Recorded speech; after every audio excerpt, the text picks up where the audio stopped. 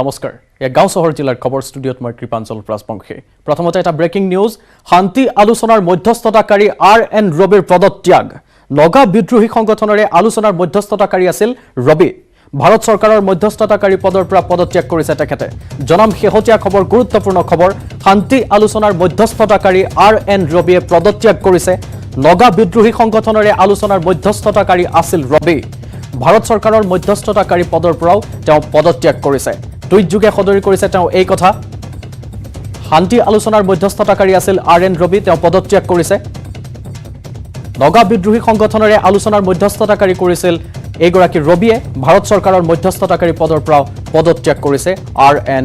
ৰবিয়ে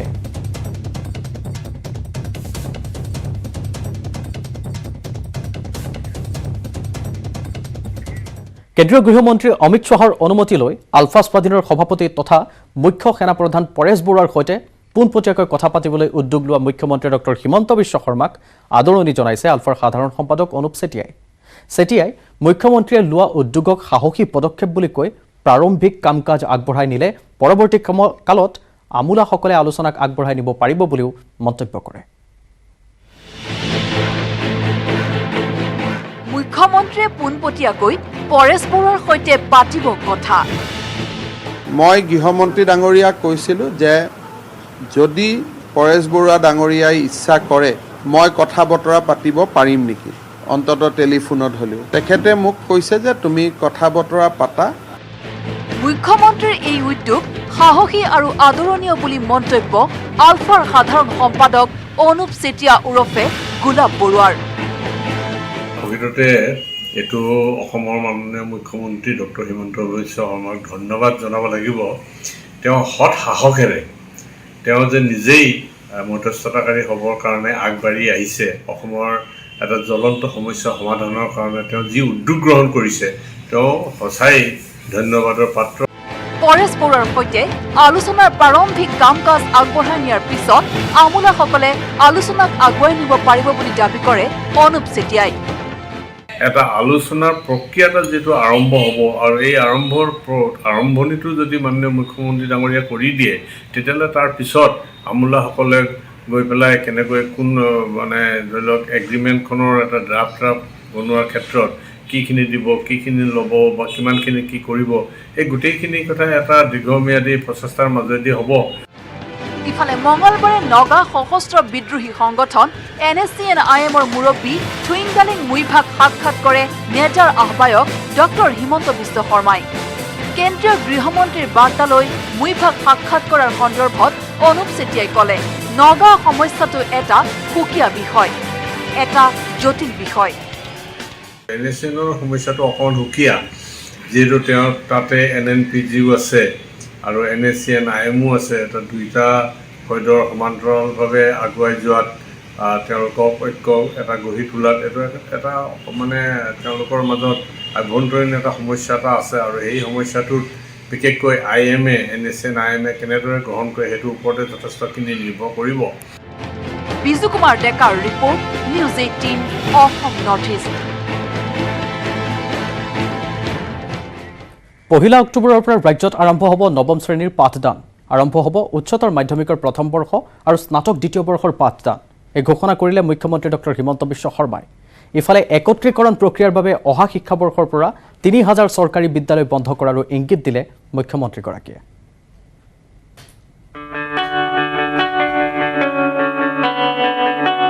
ৰাজ্যত স্বাভাৱিক জীৱন যাত্ৰাৰ তৎপৰতা মুখ্যমন্ত্ৰীৰ 1 অক্টোবৰৰ পৰা আৰম্ভ হ'ব নৱম শ্ৰেণীৰ পাঠদান আৰম্ভ হ'ব একাদশ আৰু স্নাতক দ্বিতীয় বৰ্ষৰ পাঠদান ঘোষণা কৰিলে মুখ্যমন্ত্ৰী ডক্টৰ হিমন্ত বিশ্ব শৰ্মাই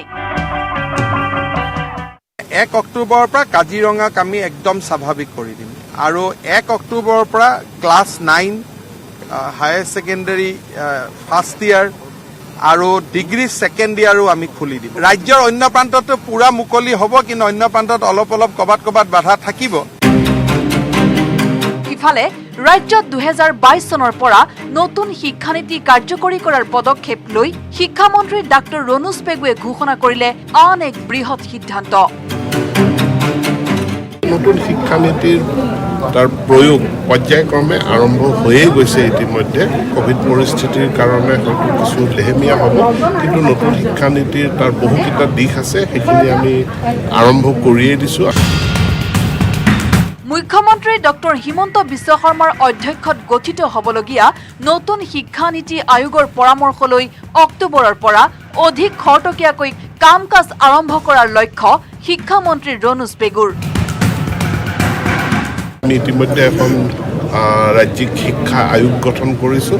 অক্টোবৰ মাহৰ প্ৰথম সপ্তাহত নহ'লে দ্বিতীয় সপ্তাহৰ আগভাগত আমাৰ প্ৰথমখন শিক্ষা আয়োগৰ সভা হ'ব আৰু সেই আয়োগৰ যি দিক নিৰ্দেশনা দিব, দিক নিৰ্দেশনা মতে আমি আগবাঢ়িম। বুধবাৰে লোক নিৰ্মাণ বিভাগৰ প্ৰশিক্ষণ কেন্দ্ৰত ৰাষ্ট্ৰীয় আৰু ৰাজ্যিক বঁটা পোৱা শিক্ষকক সম্বৰ্ধনা অনুষ্ঠান অনুষ্ঠিত হয়, য'ত উপস্থিত থাকে কেন্দ্ৰীয় ৰাজ্যিক শিক্ষামন্ত্ৰী ৰাজকুমাৰ ৰঞ্জন সিং। ষষ্ঠ শ্ৰেণীৰ পৰা ভোকেশ্যনেল শিক্ষাক বাধ্যতামূলক কৰাৰ ইংগিত প্ৰদান কৰি কেন্দ্ৰীয় মন্ত্ৰীগৰাকীয়ে চুকাফাকে ধৰি অসম প্ৰতিষ্ঠা কৰাত আগভাগ লোৱা বিশেষ ব্যক্তিৰ তথ্য সম্বল পাঠ্যক্ৰমত অন্তৰ্ভুক্ত কৰাৰ পৰামৰ্শ আগবঢ়ায়। Being a Northeasterner, I was again asked to look after the whole 8 states, right from the primary level up to higher level education to be looked after by me. Polen Bhattacharya report, News 18, Ahom Northeast. 2 অক্টোবৰৰ পৰা আৰম্ভ হ'ব mission বসুন্ধৰা। তাৰ পূৰ্বৰ পৰাই ৰাজ্যত আৰম্ভ হৈছে মাটিৰ দালাল বিৰোধী অভিযান। ভূমি সংক্ৰান্তীয় সমস্যা দূৰীকৰণৰ বাবে চৰকাৰে আৰম্ভ কৰিব এই আঁচনি। থিয়েটাৰ এখনৰ আগৰ নৃত্য নাটিকা, আচল থিয়েটাৰখন য'ত মানুহে সেৱা পাব। মাটিৰ দালাল উৎখাত প্ৰসংগত মুখ্যমন্ত্ৰীয়ে ক'লে এয়া এক নৃত্য নাটিকাহে। আচল নাট আৰম্ভ হ'ব 2 অক্টোবৰৰ পৰা। নাটৰ নাম মিছন বসুন্ধৰা। মিছন বসুন্ধৰাৰ এইটো প্ৰি এক্টিভিটি আছিল। দালাল আগত বহুত কৰিছে, কৰিব, কিন্তু মোৰ উদ্দেশ্যটো হ'ল 2 অক্টোবৰৰ পৰা কৰিব নালাগে, যে মিছন বসুন্ধৰা আৰম্ভ হ'ব। গতিকে আজি এইটো আপোনালোকে ক'ব পাৰে যে থিয়েটাৰ এখনৰ আগৰ নৃত্য নাটিকা, আচল থিয়েটাৰখন য'ত মানুহে সেৱা পাব।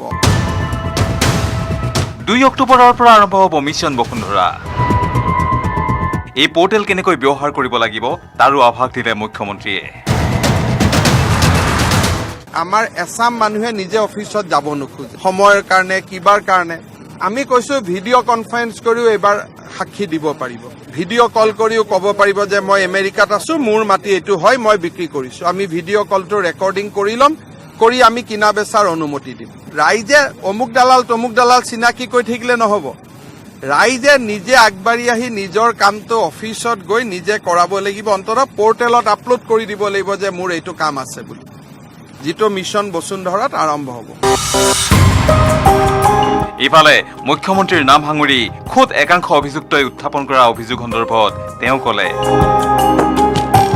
মোৰ কোনো বাগান টাগান নাই। তেওঁ যে কৈছে মই হাজিৰ হ'ব লাগে, মোৰ নামত কোনোবাই লৈছে নেকি আপোনালোকে চেক কৰিব।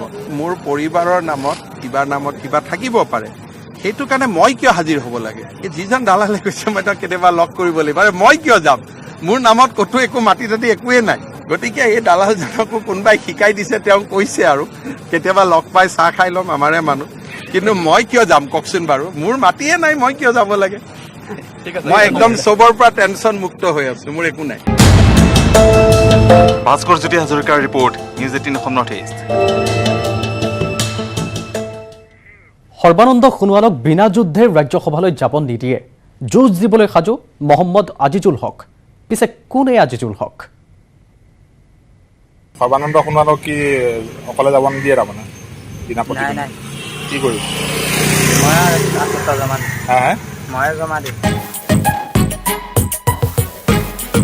ৰাজ্যসভাৰ সাংসদ পদৰ প্ৰাৰ্থী সৰ্বানন্দ সোণোৱালক প্ৰত্যাহ্বান জনোৱাৰ কুচকাৱাজ চলোৱা এইজন ব্যক্তি কোন?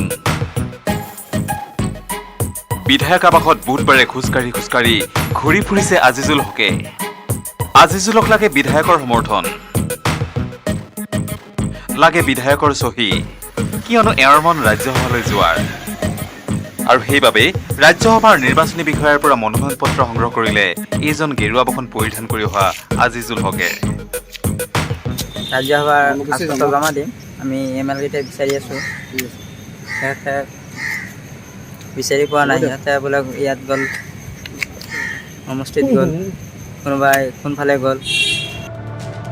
ৰাজ্যসভাৰ উপ নিৰ্বাচনৰ বাবে মঙলবাৰে প্ৰাক্তন মুখ্যমন্ত্ৰী তথা বৰ্তমানৰ কেন্দ্ৰীয় মন্ত্ৰী সৰ্বানন্দ সোণোৱালে সংগ্ৰহ কৰিছিল মনোনয়ন পত্ৰ। সৰ্বানন্দ সোণোৱালে মনোনয়ন পত্ৰ দিয়াৰ বিপৰীতে বিৰোধী পক্ষই ৰাজ্যসভাৰ উপ নিৰ্বাচনত প্ৰতিদ্বন্দ্বিতা নকৰে বুলি ইতিমধ্যে ঘোষণা কৰি থৈছে। কিন্তু ইয়াৰ মাজতে বুধবাৰে বিধানসভাৰ চৌহদত উপস্থিত হ'ল পবিতৰাৰ সমীপৱৰ্তী গাঁৱৰ এইজন আজিজুল হক। বিধায়কক মেনেজ কৰি হ'লেও আজিজুলে ৰাজ্যসভালৈ যাব বুলি দাবী তোলে। আমি ৰাষ্ট্ৰপতিৰ নিৰ্দেশত পত্ৰ জমা দিম, ৰাষ্ট্ৰপতি এজন নিৰ্বাচন কৰি এজন ৰাষ্ট্ৰপতি কেণ্ডিডেট দিব পৰা হিচাপত আমি মানে চব মানাজটো কৰিব লাগিব। আজিকালি টকাৰ ওপৰত চলে। পিছে নিৰ্বাচন খেলিবলৈতো টকাৰ প্ৰয়োজন হ'ব। আছেনে আজিজুলৰ টকা? কিমান আছে মাটি সম্পত্তি? কিমানলৈ পঢ়িছিলে এওঁ? সাংবাদিকৰ প্ৰশ্নৰ উত্তৰ দি গ'ল আজিজুলে। আপোনাৰ টকা কিমান আছে? টকা আছে, টকা নাথাকিলে আমি ইলেকশ্যন কেনেকৈ খেলিম? টকা আছে, আমি বেংকত আমাৰ টকা এতিয়া আমি কি কৰিম, বেংকত জমা থৈ দিছোঁ। ষ্টেট বেংকৰ আমি একাউণ্টটো চাব লাগিব কিমান টকা জমা আছে। আৰু আমাৰ মাটি সম্পত্তি আছে, 13 বিঘা জমিন আছে আমাৰ। একাউণ্ট কেইটা আছে আপোনাৰ? আমাৰ এটাই একাউণ্ট আছে ষ্টেট বেংকৰ। আপোনাৰ ঘৰ ক'ত? আমাৰ বুঢ়াবুঢ়ী কুকুৱাৰী বুলি কয়, পবিতৰা কাষত কুকুৱাৰী। আপোনাৰ নামটো? মোৰ নাম মহম্মদ আজিজুল হক। আপুনি কিমানলৈকে পঢ়া? মেট্ৰিক পাছ কৰিছোঁ। পিছে মনোনয়ন পত্ৰ দাখিলৰ অন্তিম দিনটোত মনোনয়ন পত্ৰ সংগ্ৰহ কৰি আজিজুলে কোনো এজন বিধায়কৰে সাক্ষাৎ নাপালে। ৰাজ্যসভাৰ নিৰ্বাচনৰ আজিজুলৰ মনোনয়ন পত্ৰত কোনো বিধায়কেই নিদিলে চহী। বিজু কুমাৰ ডেকাৰ ৰিপৰ্ট, নিউজ 18 নৰ্থ ইষ্ট। ৰাজ্যিক বিজেপিৰ সভাপতি হিচাপে দায়িত্ব লোৱাৰ পিছত ভৱেশ কলিতাৰ সভাপতিত্বত আৰম্ভ হ'ল প্ৰথমখন কাৰ্যনিৰ্বাহক। উত্তৰ গুৱাহাটীৰ বৰলুইতৰ পাৰত দুদিনীয়াকৈ আৰম্ভ হোৱা কাৰ্যনিৰ্বাহকৰ আদৰণি ভাষণতে সভাপতি ভৱেশ কলিতাই ল'লে দলীয় শক্তি বৃদ্ধিৰ পথ। 60 লাখলৈ বিজেপিৰ সদস্য বৃদ্ধিৰ অংগীকাৰ কৰিলে তেখেতে। উপ নিৰ্বাচন, পৰিষদীয় নিৰ্বাচন সকলোতে বিজেপিক জয়ী কৰোৱাৰ পথ। আদৰণি ভাষণতে কংগ্ৰেছক তোলা ধুনা ভৱেশ কলিতাৰ। বিজেপিৰ ৰাষ্ট্ৰীয় সাংগঠনিক সাধাৰণ সম্পাদক BL সন্তোষ, মুখ্যমন্ত্ৰী ডক্টৰ হিমন্ত বিশ্ব শৰ্মাই দ্বিতীয় দিনৰ কাৰ্যনিৰ্বাহকত মাৰ্গদৰ্শন কৰোৱাৰ পূৰ্বে প্ৰথম দিনৰ কাৰ্যনিৰ্বাহকতে প্ৰাক্তন মুখ্যমন্ত্ৰী তথা বৰ্তমানৰ কেন্দ্ৰীয় মন্ত্ৰী সৰ্বানন্দ সোণোৱাল, ৰাষ্ট্ৰীয় সাধাৰণ সম্পাদক দিলীপ শইকীয়া, দলীয় কাৰ্যনিৰ্বাহক সদস্যক উদ্দেশ্যি কৰিব মাৰ্গদৰ্শন।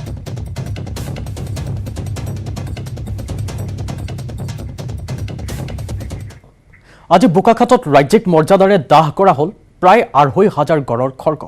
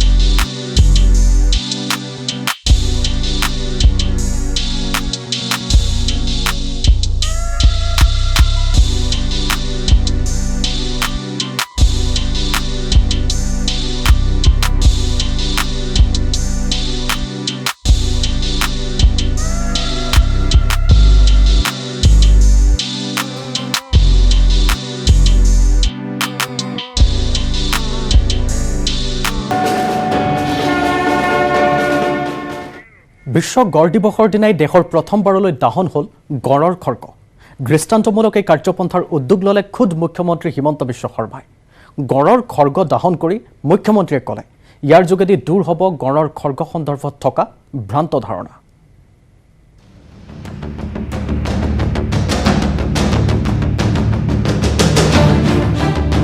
বিশ্ব গড় দিৱসৰ দিনাই দাহ কৰা হ'ল প্ৰায় ২৫০০ গড়ৰ খৰ্গ এই খৰ্গদাহ কাৰ্যসূচী সম্পন্ন কৰাৰ উদ্যোগ লৈ মুখ্যমন্ত্ৰী হিমন্ত বিশ্ব শৰ্মাই ক'লে খৰ্গৰ প্ৰতি মায়া আজিৰে পৰা ত্যাগ কৰক গড়ৰ খৰ্গৰ প্ৰতি থকা ভ্ৰান্ত ধাৰণা আৰু অন্ধবিশ্বাস দূৰ কৰিবলৈকে সমগ্ৰ বিশ্বলৈ ইয়াৰ যোগেদি আগবঢ়োৱা হৈছে এক বাৰ্তা দুটা বাৰ্তা আমাৰ বিশ্ববাসীয়ে পায় যে অসমে গড়ৰ খৰ্গৰ ওপৰত কেতিয়াও বেহা বেপাৰ নকৰে আৰু দ্বিতীয়তে অসমে গড়ৰ খৰ্গৰ পৰা ঔষধি উৎপন্ন হয় সেই কথাক অসমবাসীয়ে বিশ্বাস নকৰে মৃত গড়ৰ খৰ্গ আপুৰুগীয়া নহয় ইয়াক আমি বৈদিক প্ৰথাৰে বা আন প্ৰথাৰে আমি আনখন পৃথিৱীলৈ আমি পঠিয়াই দিম আমাৰ কাৰণে আপুৰুগীয়া হ'ল জীৱন্ত গড় আৰু জীৱন্ত গড়ৰ ওপৰত সুশোভিত সেই গড়ৰ খৰ্গ আজি কিছুমানে মোক কৈছে গড়ৰ খৰ্গ দিৱসৰ দিনাখনেই আৰু গড়টো খৰ্গ জ্বলোৱা ভাল হ'ব নেকি আজিৰ দিনটোতে ভাল হ'ব কাৰণ আমি মৃত খৰ্গৰ ওপৰত মায়া মোহ আমি এৰিব লাগিব কাৰণ মৃত খৰ্গৰ ওপৰত মায়া মোহ মানে কৰবাত বিক্ৰী কৰি দিয়াৰ পৰিকল্পনা কোনোবা দিনা আমাৰ ট্ৰেজাৰীৰ পৰা কৰবাত বিক্ৰী হ'ব কোনোবা দিনা কোনোবাই খৰ্গৰ জায়গাত আন বস্তু ৰাখি দিব আৰু অসমৰ পৰা লাহে লাহে বদনাম হ'ব যে চৰকাৰৰ সংৰক্ষিত গড়ু বাহিৰলৈকে ওলাব পাৰে গড়ৰ খৰ্গ কিয় জ্বলোৱা হ'ল তাৰ উত্তৰ দিলে মুখ্যমন্ত্ৰী হিমন্ত বিশ্ব শৰ্মাই কিছুমানে মোক কৈছিলে যে ছাৰ গোটেই খৰ্গখিনি বিক্ৰী কৰি দিলে আমি বহুত টকা পাম আমি কেতিয়াও যেনেকে মানৱ দেহৰ অংগ পতংগৰ আমি ব্যৱসায় নকৰোঁ আমি বন্যপ্ৰাণীৰো অংগ পতংগৰ আমি ব্যৱসায় নকৰোঁ কাৰণ তাক আইনেও নকয় আমাৰ সভ্যতা সংস্কৃতিয়েও নকয় আজিৰ দিনটোত আমি ২৪৭৯টা গড়ৰ খৰ্গ আমি ইয়াতে জ্বলাই দিলোঁ গড়ৰ খৰ্গ দাহন কৰি চোৰাং চিকাৰীক মুখ্যমন্ত্ৰীয়ে দিলে সকিয়নি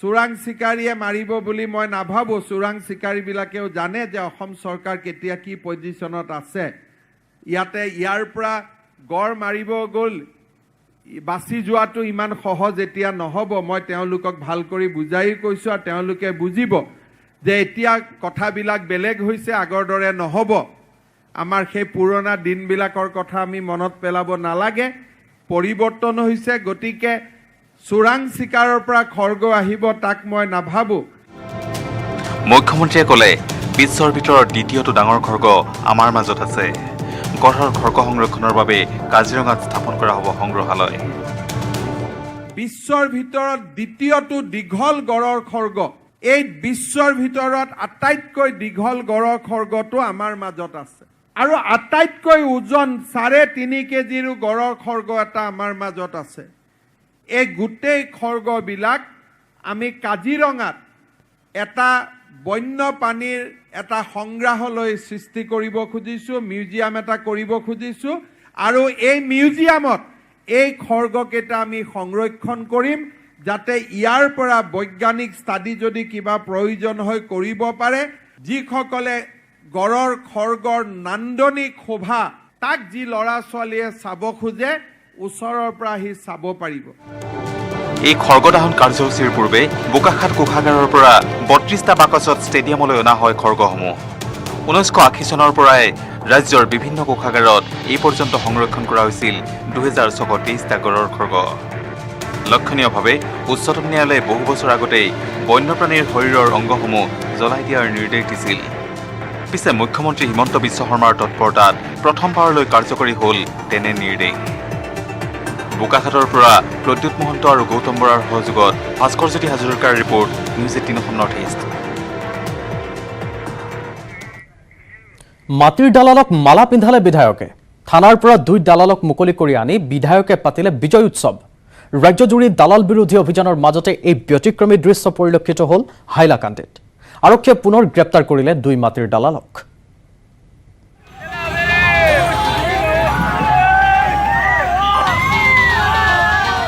মাটিৰ দালালক ফুলৰ মালা 2 মাটিৰ দালালক হাজোতৰ পৰা মুকলি কৰি ফুলৰ মালা পিন্ধাই বিজয় উৎসৱ পাতিলে স্বয়ং বিধায়কে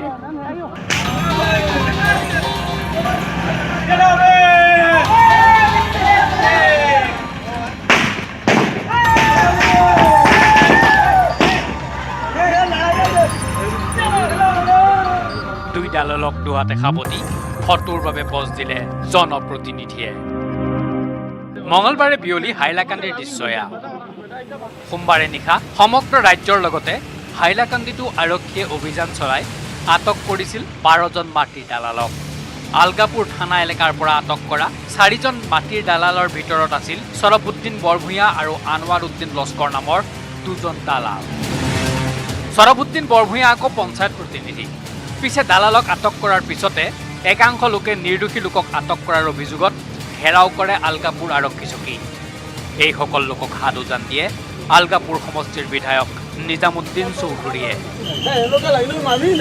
বিধায়কগৰাকী নিজে থানালৈ আহি কৰ্তব্যৰত আৰক্ষী বিষয়াক হেঁচা দি মুকলি কৰি নিয়ে সৰফুদ্দিন বৰভূঞা আৰু আনৱাৰ উদ্দিন লস্কৰক 2 মাটিৰ দালালক মালা পিন্ধাই পাতে বিজয় উৎসৱ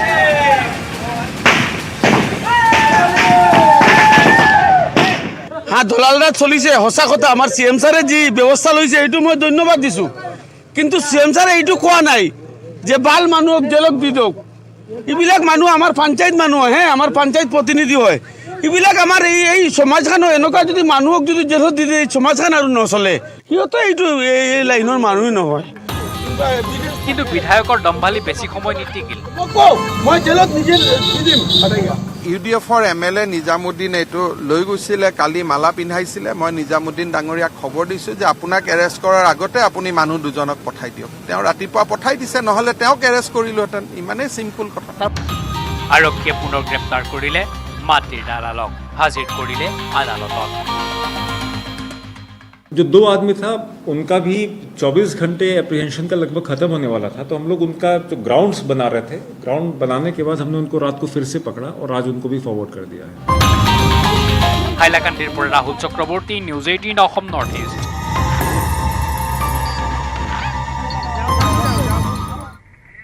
গাঁও চহৰ জিলাৰ খবৰৰ পৰৱৰ্তী অংশলৈ যোৱাৰ পূৰ্বে লৈছো আন এটা বাণিজ্যিক বিৰতি